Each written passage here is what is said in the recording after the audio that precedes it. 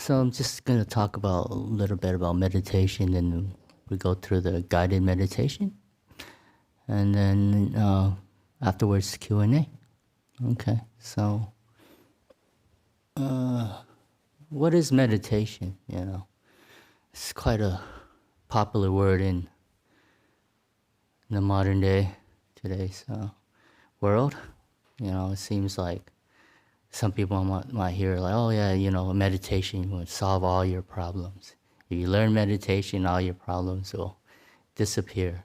Some kind of like magic formula that if you learn that, then somehow that would help you in your life, yeah? So the word meditation in Pali is samadhi. So samadhi can be translated in many ways. There's different, almost like a wide spectrum words that can describe samadhi or meditation. So it depends on your character or personality and your conditioning. We would like to choose different words for meditation. It can vary from concentration to stillness. Yeah, so the word samadhi. Yeah. So I just want to explain meditation and how I practice myself and my experience over the years and how my take on it.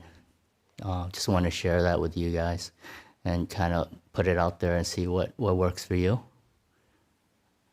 Because there are different methods and different ways of approaching meditation. So for me, meditation is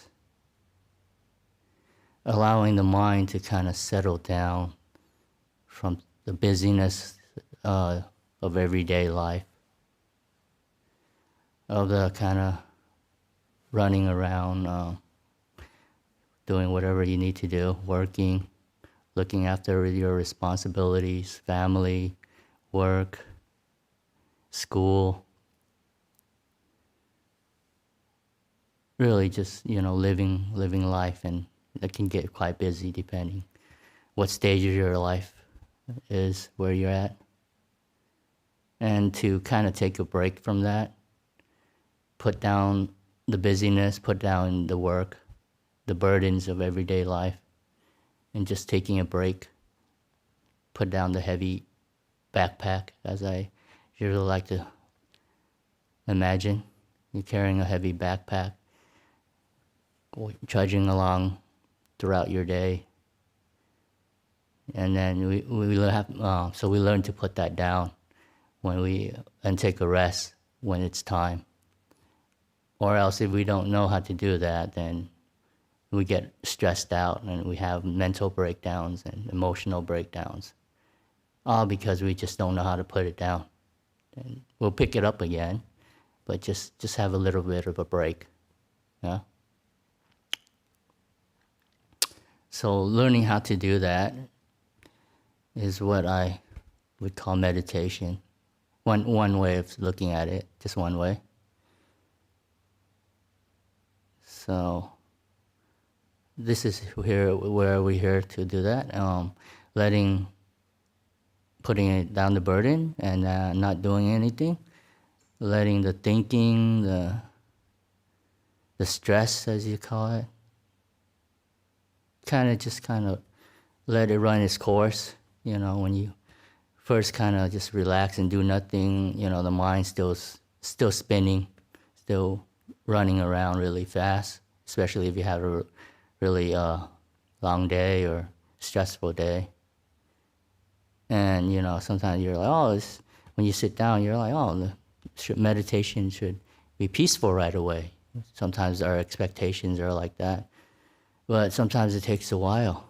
It takes a bit of time for that momentum to run itself out.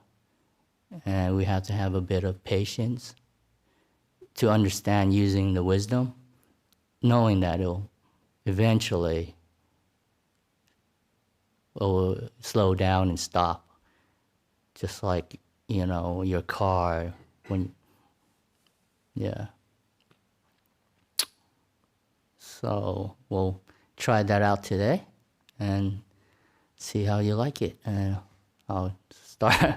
I'll start with basically body sweep meditation. Basically, just going through, relaxing each part of the body, and then going into the emotional and mental world, and also relaxing and calming that down. So, if you can, yeah.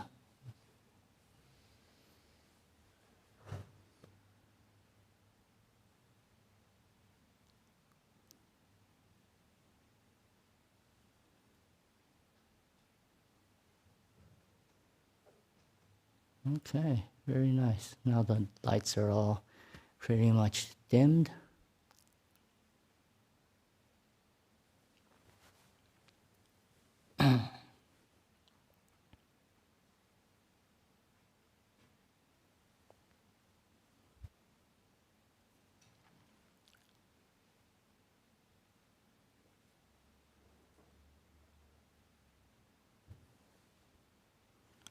Okay, so gently close your eyes.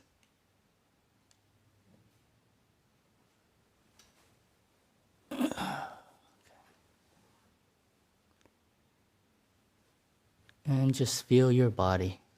Take a moment, couple minutes to just kind of feel how your body is. How peaceful is the body? How relaxed is it?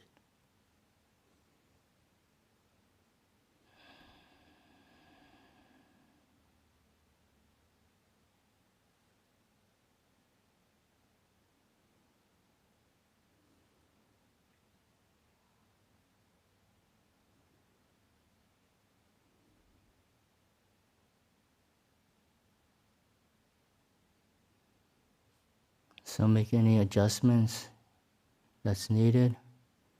Loosening your belt, any articles of clothing.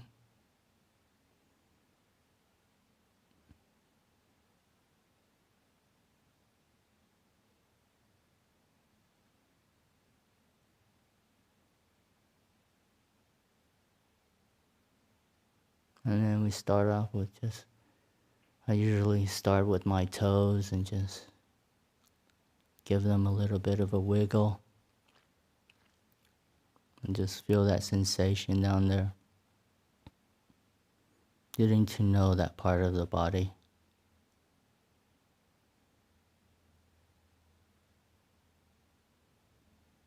And asking, how are you? Asking the body, how are you? What can I do to make it more comfortable?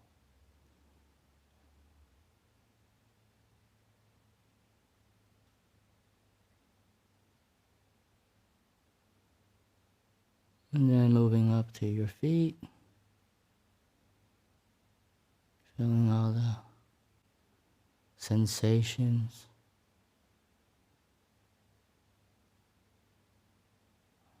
In the bottom of your feet.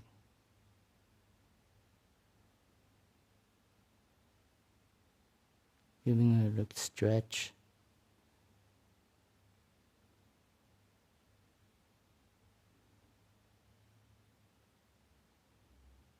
Showing some kindness. And then moving up to your ankles. And just relaxing your ankles.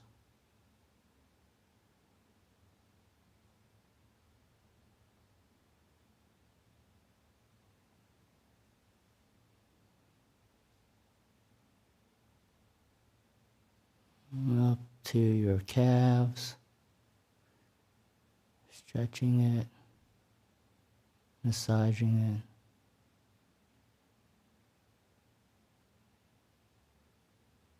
Now up to the knees, kneecaps.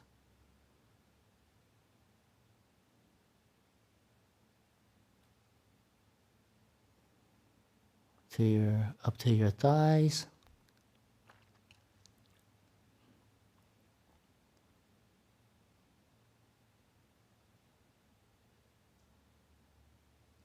Your buttocks, checking to see how comfortable they are. See if you can make it more comfortable.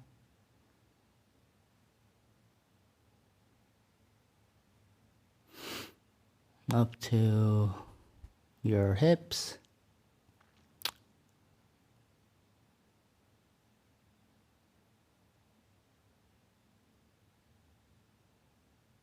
Just caring for them, relaxing them.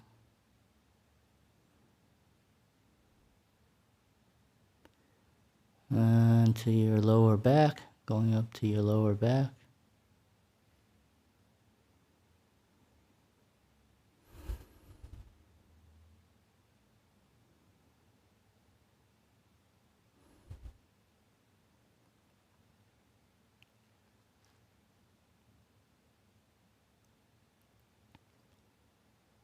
And up to the middle of their back.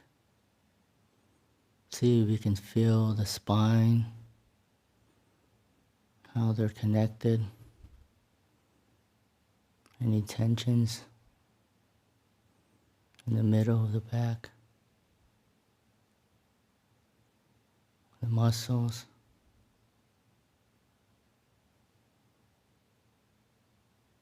And up to the upper back. Giving it a stretch.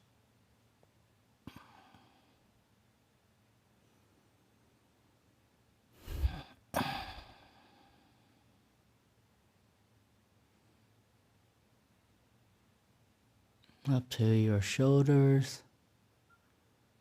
Usually a lot of tension and stress lies in the shoulders. So I usually like to just scrunch up your shoulders really tight and then release. Do that a couple times.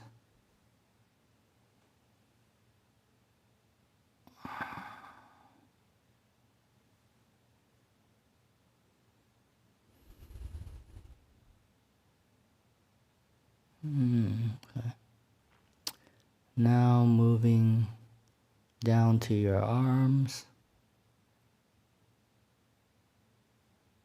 elbows, your forearm,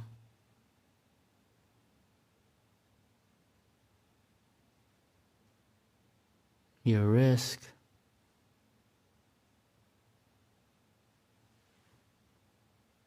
your hands, fingers,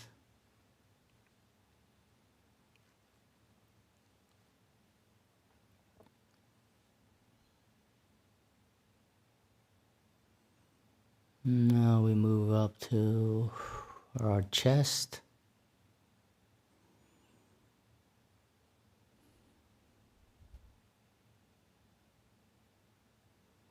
See if you're holding any tensions or tightness in your chest.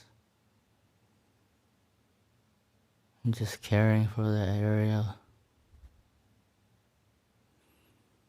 Feeling the breathing in that part.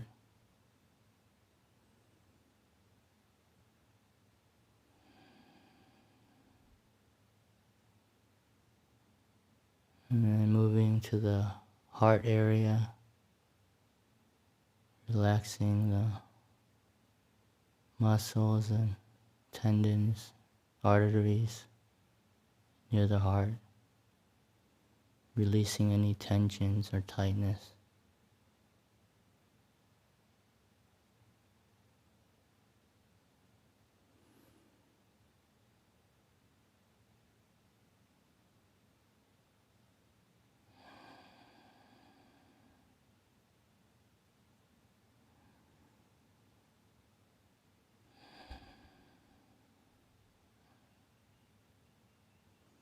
Now we move down to the middle of our chest, the ribs area, down to our stomach, And just caring for the stomach. It does a lot of work throughout the day, breakfast, lunch, and dinner. Lots of work. So caring for that area of the body where the digestion happens. And massaging your stomach.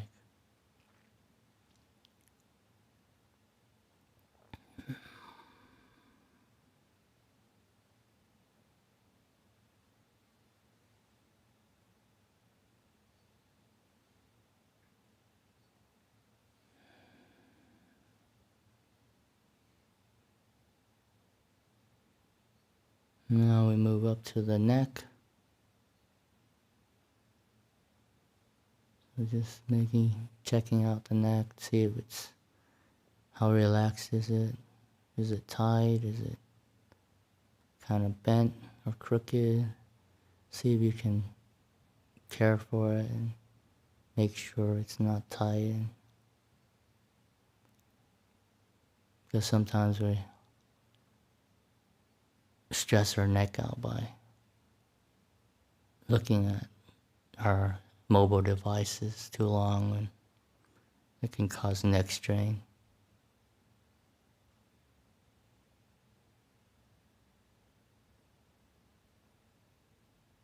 And then we move up to our face. So I usually like to give myself a big smile by stretching my cheek muscle. So give yourself a big smile.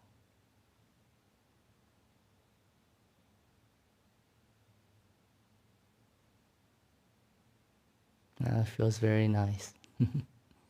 Nice stretch, nice feeling.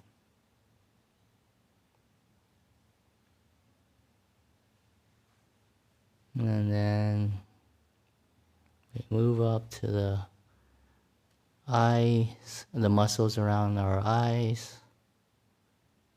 And just kind of massage all the muscles around your eyes.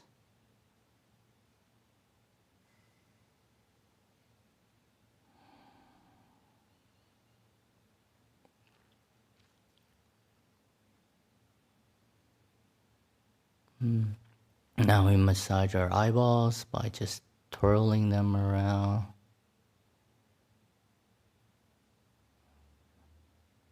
In a circular movement.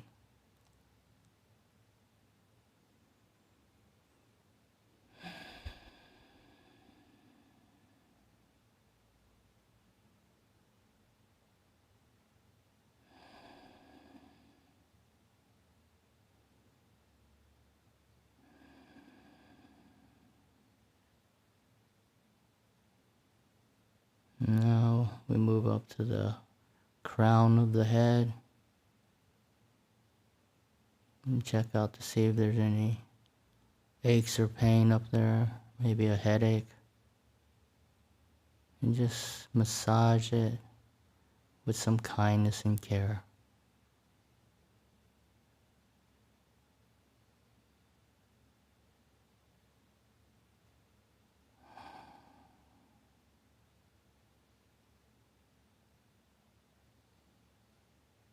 And just kind of check out any parts of the head that have any aches or pains, and do the same thing. Give it a massage.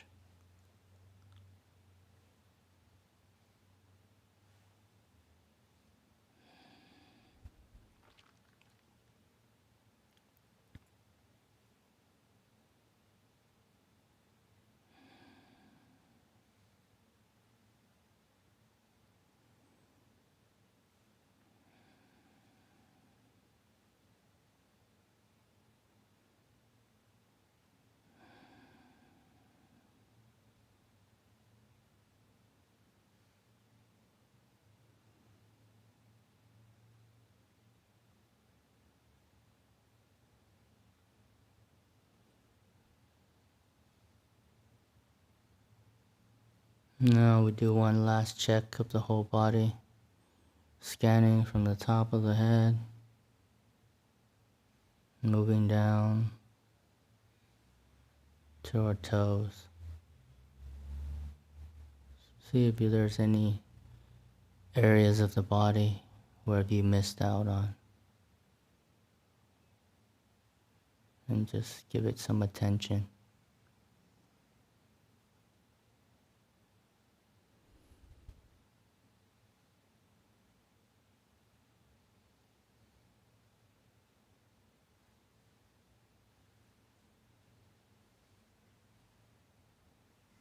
Any last adjustments of the body.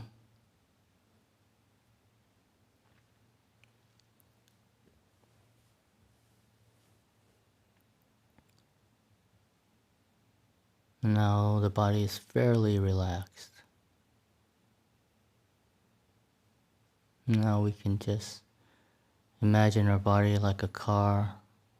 We just park it, lock the doors, and just leave it alone and walk away. It'll still be there when you come back.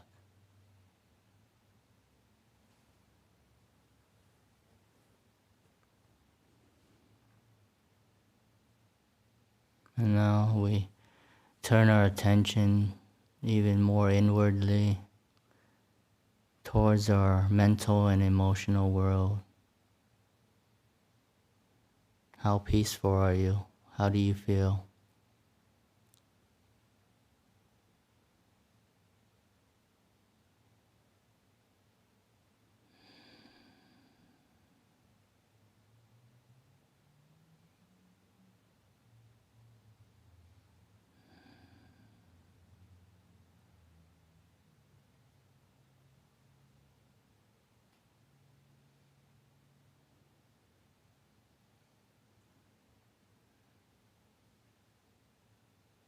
And just following, adjusting, going towards whatever can make you more peaceful. Yeah.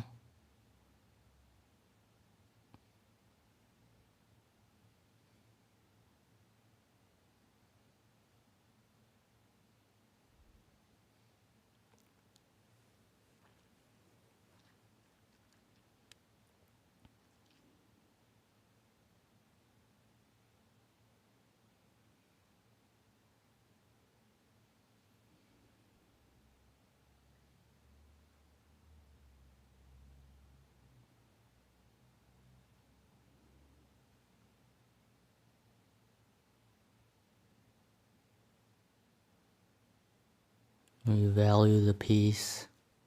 We see the value in it.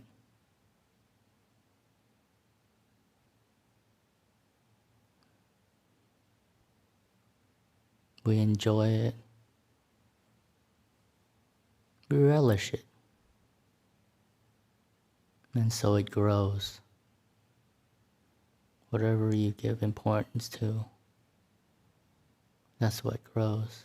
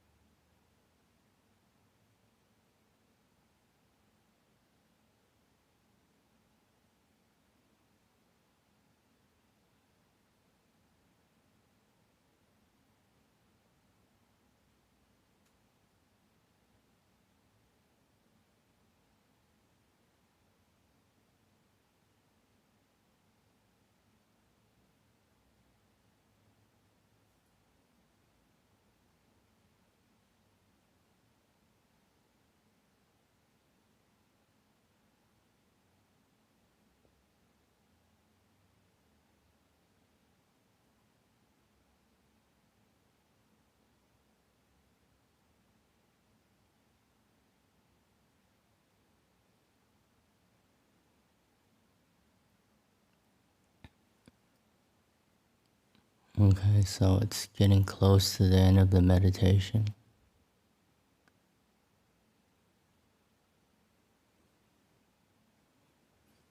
How do you feel?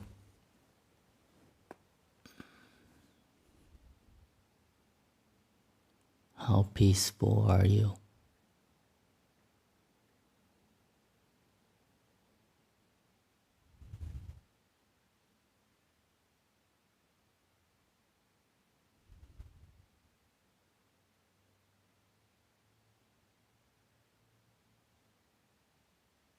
You notice that the mind has calmed down compared to the beginning.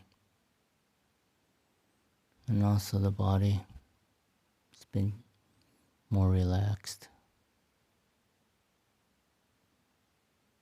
The healing process happens as the body and mind settles down.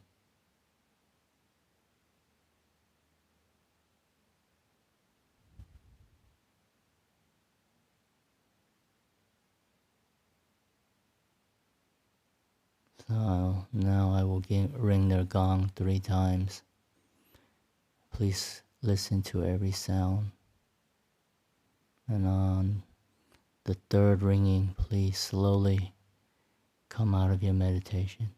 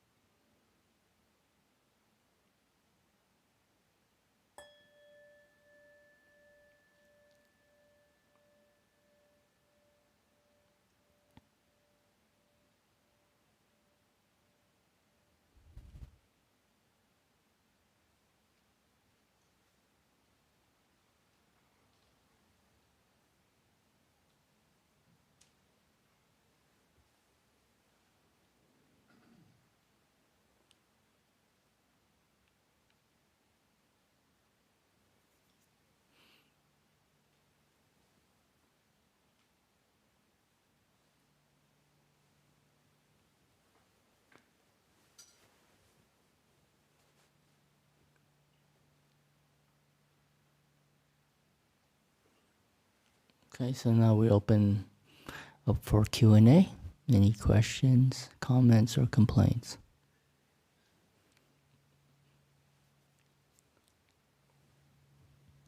Thank you. Thank you very much, Venerable. Just before we have the Q&A, just a few short reminders. There is another guided meditation here tomorrow night with our lay teacher, Sandeep. Please check the website. There's some rumour that he may have changing the time, but it usually starts at 7:30 p.m, like tonight, if you're coming along for that. Next Sunday, the guided meditation on Monday night will be given by Ajahn Sadaro, who is also giving the Sunday Dhamma talk on Sunday morning. Just a reminder that you can also join groups online through our platform on Discord for morning group meditations between 4 a.m. and 6:30 a.m, and also in the evenings at 7 p.m. And for some of those sessions there will be guided meditation by a monastic.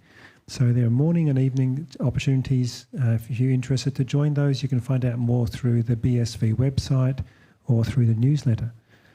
And just to finally, just remind, on the 26th is the opening of the Sanctuary of Stillness, the meditation retreat up at Newbury Buddhist Monastery.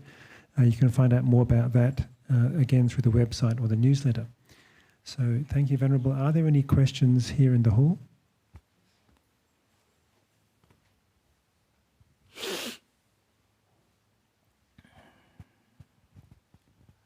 Thank you, Ajahn, for the lovely guided meditation tonight. I noticed Earlier tonight, the main focus of the meditation initially was as a way of relaxing. And the thought did occur to my mind that, in today's society, we use many different ways of relaxing meditation or going to the movies or even drinking alcohol. And I was just wondering, how do you... those are the kind of ways that I mentioned aside from meditation are generally viewed, as I've always viewed them as sort of distractions, or distracting yourself.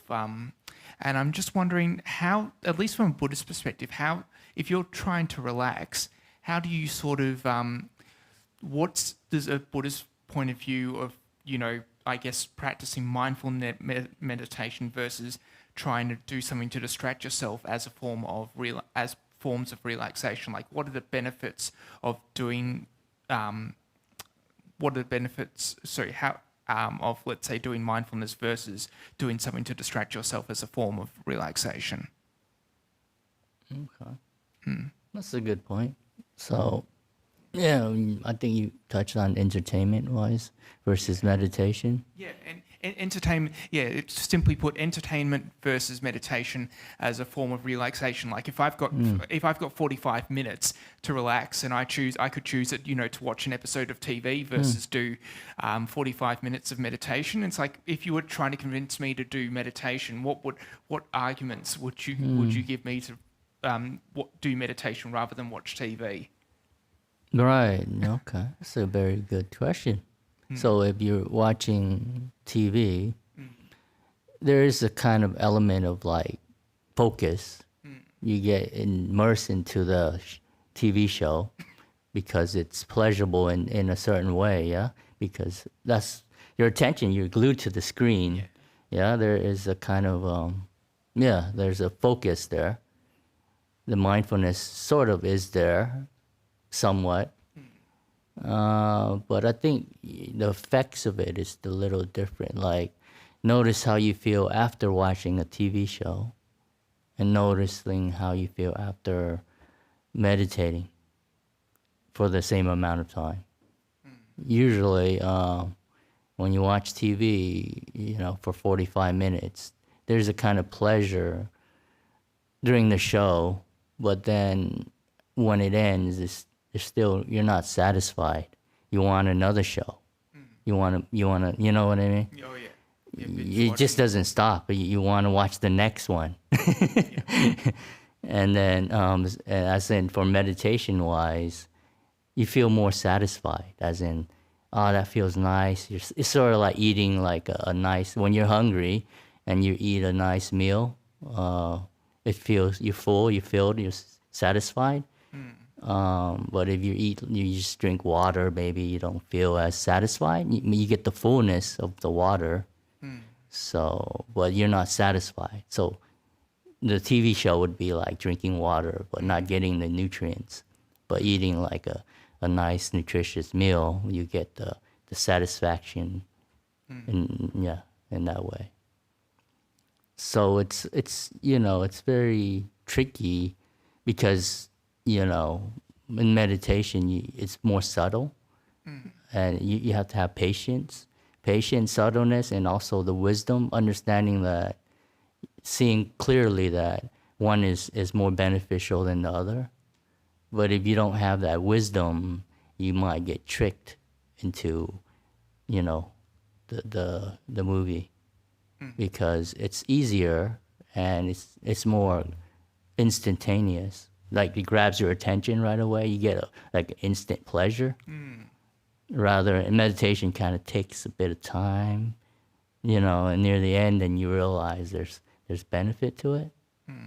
So it's a bit of patience and time, and then the pleasure is better. But I think we tend to want the instant gratification in society. Today's fast-moving world, we want the quick hit, as they say, the kind of like high you get from sugar and whatever. We can't wait. We are not patient enough to wait for it. Yeah. So I would say try it out and compare over time, and it's not going to happen right away because it's just delusion happening, and instant gratification pushing you, wanting is pushing you. Oh, God, why should you wait 45 minutes for that? Or build up that meditation. You can get it right away. You can get the hit right away, instantly. So it's a trick. It's very, very, very appealing. I can understand, the difficulty in that. And so just work with it over time. I mean, it's not going to happen overnight. Mhm. Does that answer your question? Very much so. Thank you for the answer. You're welcome. Just before we go to the next question, sorry, I'll just alternate with the online questions. So we'll come back to you in just a moment. We've got a few online questions, so maybe we'll just try to keep the answers a little bit shorter, Venerable, just to get through everything. Yeah. The first online question is, when we are sick or busy, we are unable to meditate well. What can we do to improve our meditation during those difficult times? Thanks. Sick or busy. Sick or busy. The sick part is not as difficult in some ways.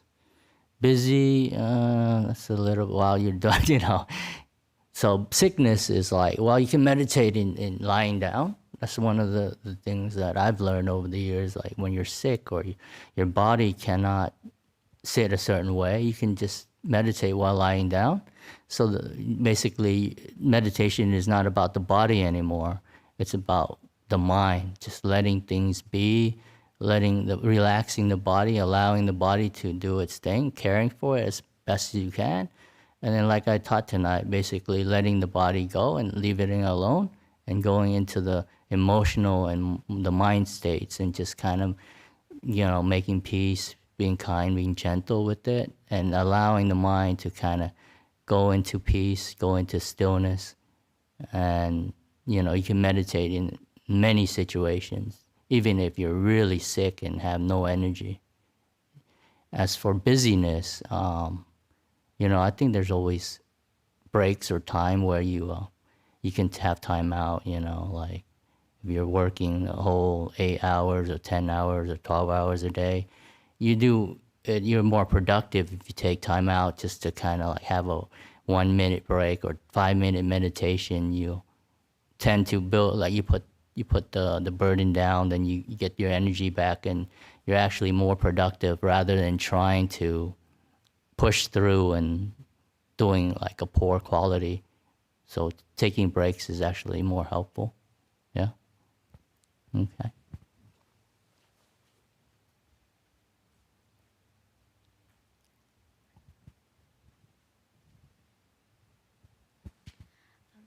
Thank you, Venerable Sumangalam. Nice to meet you again. So our thought is the result of our energy flowing in our body, or like mind, or it's the consciousness, or it's different, something else. Can you repeat that louder? So our thought is the result of our energy, or the consciousness, or it's something else.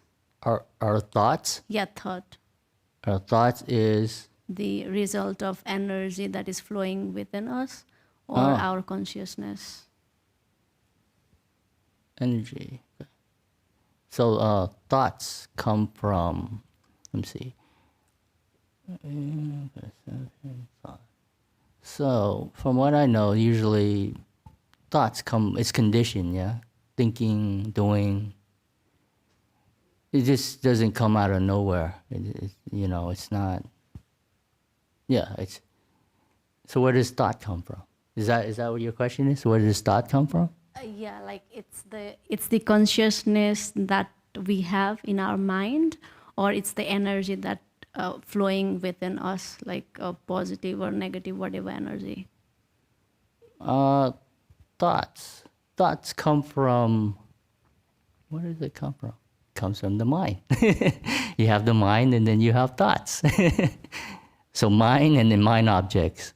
So there's the mind, and if you have the mind, there's going to be something moving, the mind objects. So the more you do, the more thinking you will have. So if you're busy in your day doing lots of activities, working, whatever it is, the more you do, then you'll have more thoughts when you sit down at night or you're trying to sleep. Because those activities condition our thoughts.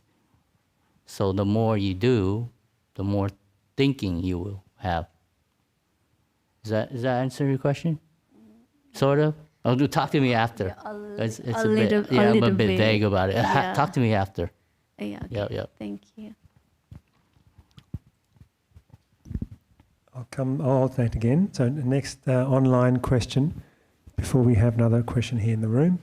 How can a lay practitioner practice khanti, patience and endurance? Because without getting angry, things won't get done.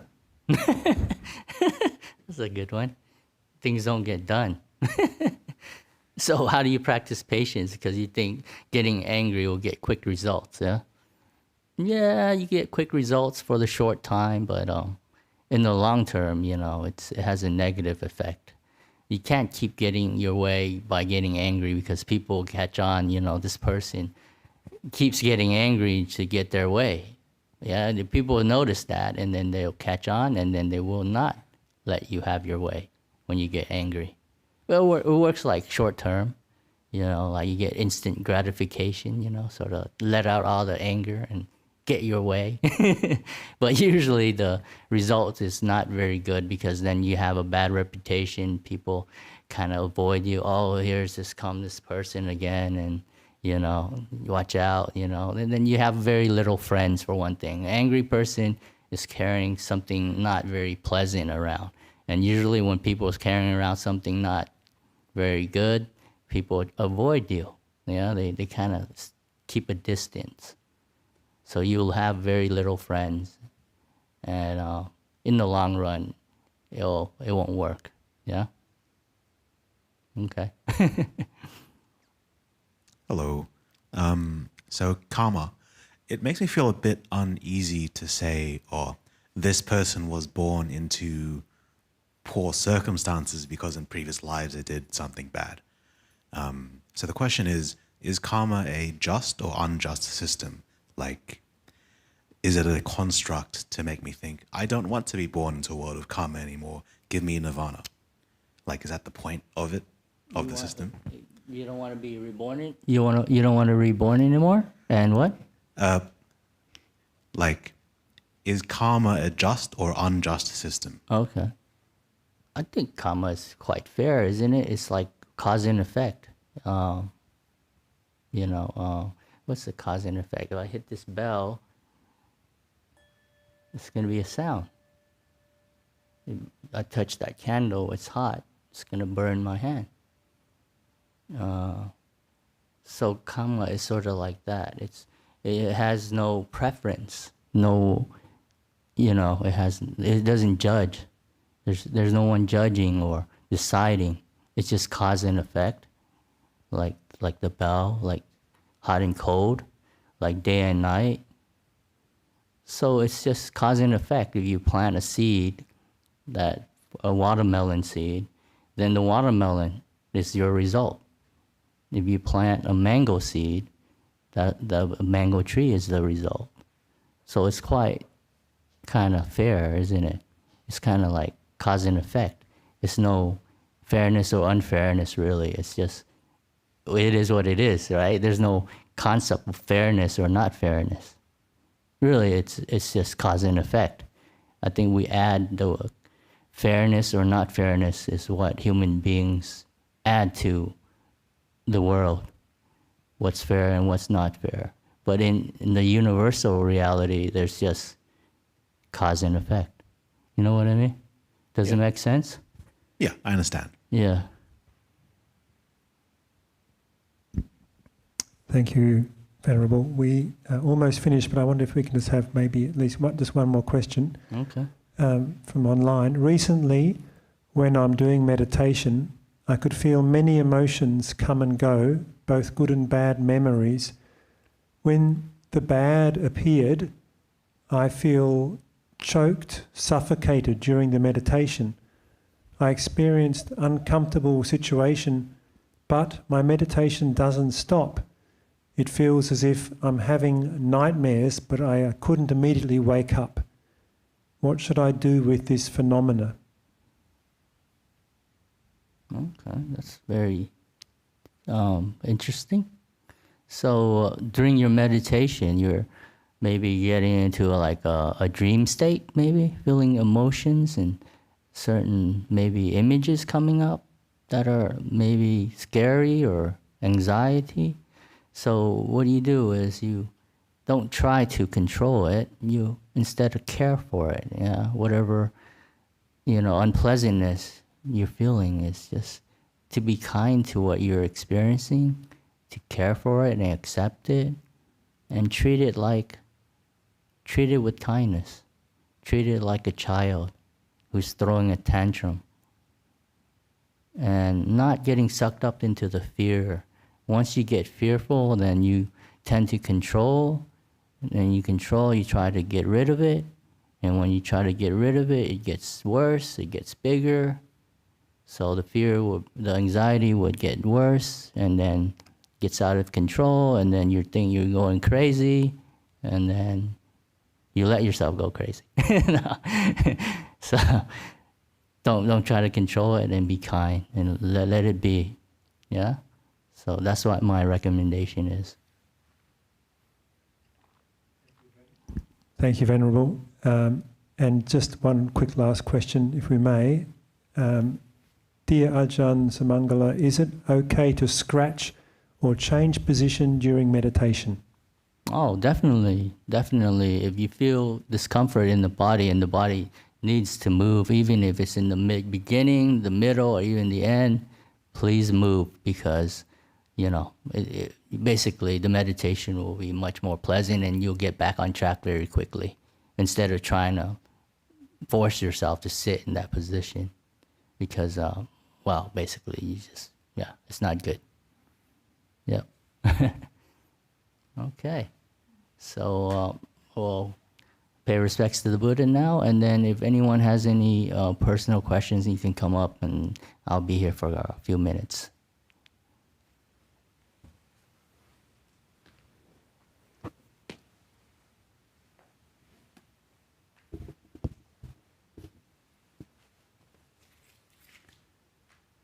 Arahang Sama Sambuddho Bhagava Buddhang Bhagavantang Abhivademi. Swakato Bhagavata Dhammo Dhammang Namasami. Supatipanno Bhagavato Sāvaka Sangho Sanghang Namami.